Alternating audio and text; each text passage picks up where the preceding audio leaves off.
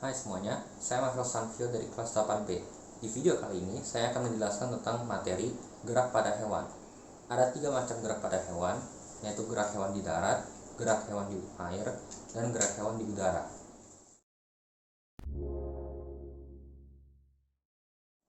Hewan yang hidup di darat memiliki otot dan tulang yang kuat. Hal tersebut diperlukan untuk mengatasi inersia, yaitu kecenderungan tubuh untuk diam, dan juga untuk menyimpan energi pegas atau elastisitas.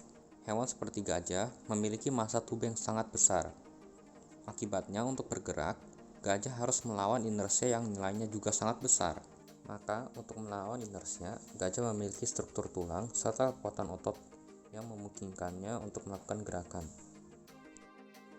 Hewan yang dapat berlari seperti cheetah dapat berlari karena memiliki struktur tulang yang ramping dan otot dengan elastisitas yang tinggi.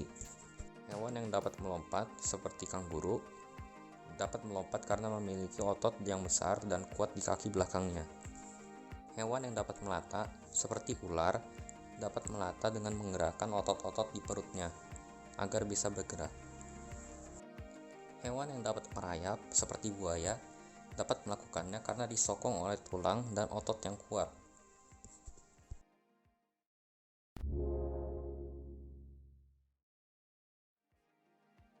Hewan yang berada di air dapat bergerak dengan berbagai cara, seperti berjalan di atas permukaan air, berenang, atau mengapung. Bentuk yang paling banyak dimiliki hewan di dalam air ini adalah bentuk torpedo atau streamline. Bentuk torpedo ini memungkinkan tubuh meliuk dari sisi ke sisi dan mengurangi hambatan ketika bergerak dalam air. Ikan contohnya memiliki sirip untuk mendorong diri dalam air. Mereka juga punya sirip tambahan untuk menjaga keseimbangan dalam air. Ikan bergerak dengan menggunakan gerakan lateral. Ikan dapat menghasilkan gaya dorong ke depan dan mereka memiliki struktur tulang rawan atau kartilago. Bentuk torpedo ini juga digunakan pada kapal selam. Hal ini dikarenakan bentuk torpedo ini mengurangi hambatan air lebih besar daripada bentuk-bentuk lainnya. Hewan dapat mengapung di atas permukaan air karena pada kakinya terdapat selaput renang. Contohnya seperti bebek. Hewan seperti nyamuk dan agang-agang memanfaatkan tegangan permukaan air dan memodifikasi bagian struktur alat bergeraknya. Cumi-cumi, kerang, dan cnidaria melakukan gerakan dengan menyemprotkan cairan keluar dari tubuhnya.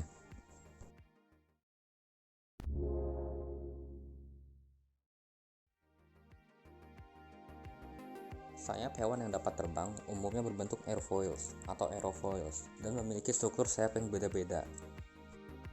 Seperti serangga yang umumnya memiliki struktur sayap yang kaku, sayap aves disokong oleh tulang dan otot yang kuat, kelelawar yang memiliki sayap yang lentur dan elastis dan juga disokong oleh 24 jenis sendi, dan kelompok reptil yaitu Pterosaurus yang memiliki actinofibril pada sayapnya.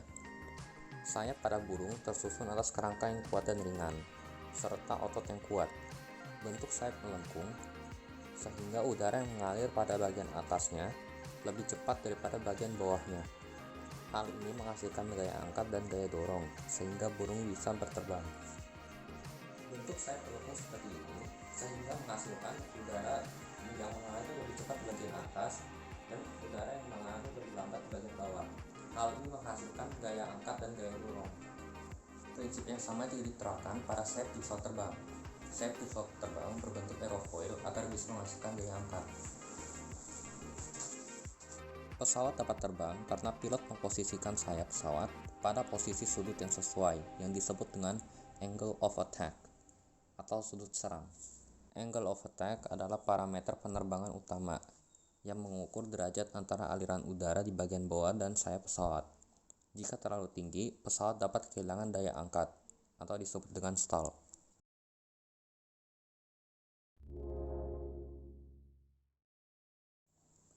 Hewan juga memiliki rangka penyusun tubuh seperti kita manusia. Jenis rangka penyusun tubuh hewan antara lain endoskeleton, yaitu rangka yang terdapat di dalam tubuh. Contohnya seperti ikan, katak, rusa, dan gajah. Exoskeleton, yaitu rangka yang terdapat di luar tubuh. Contohnya seperti siput, kerang, udang, dan serangga. Endoskeleton dan eksoskeleton, yaitu rangka yang terdapat di dalam dan di luar tubuh. Contohnya seperti kura-kura dan penyu. Nah, itulah tadi rangkuman materi IPA tentang gerak para hewan di darat, air, dan udara. Terima kasih sudah menonton dan sampai jumpa.